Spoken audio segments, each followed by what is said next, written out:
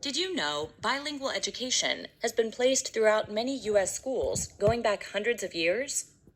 Ohio was the first state to adopt a bilingual education law in the 1800s, and Louisiana followed suit, with the New Mexico territory not too far behind.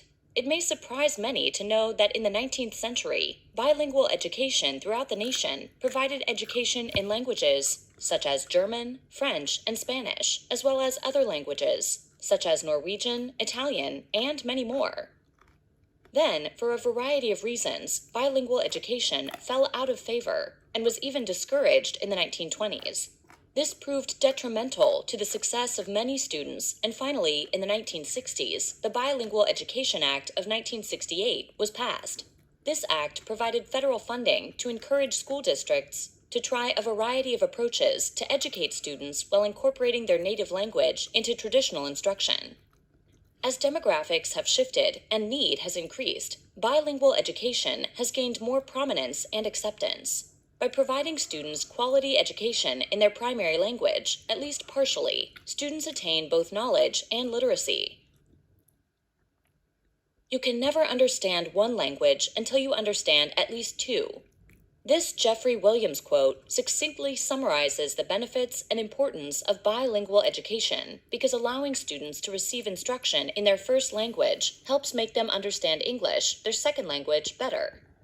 It stands to reason it's easier to learn in a language we understand, and with some bilingual education models, students have the benefit of learning content in their native language as a springboard to later learning in the new language, English.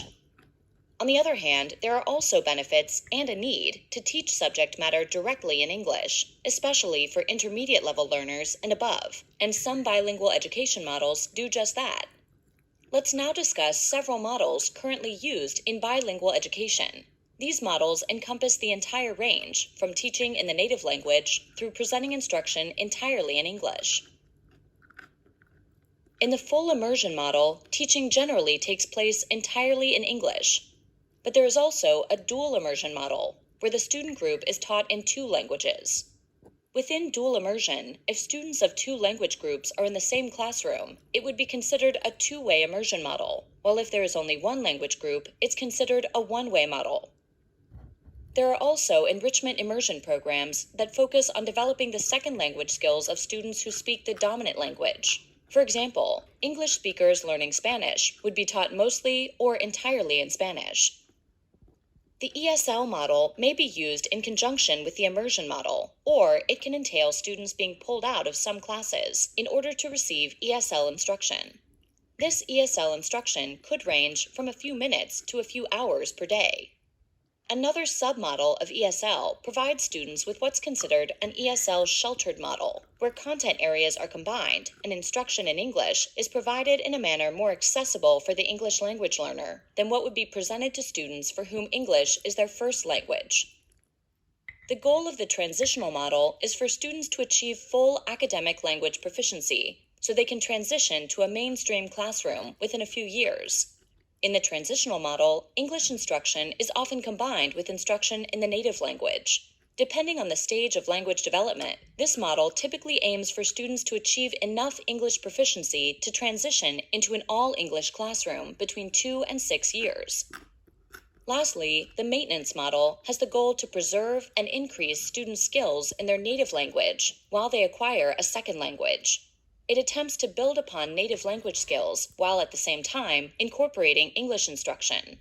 Maintenance bilingual education aims to continue students' development in both languages, English and their native tongue. In this lesson, we've discussed several common models of bilingual education, including the full immersion model, in which instruction generally takes place in English. The ESL model, where separate instruction is provided for English as a second language, and amounts of instruction time vary per day.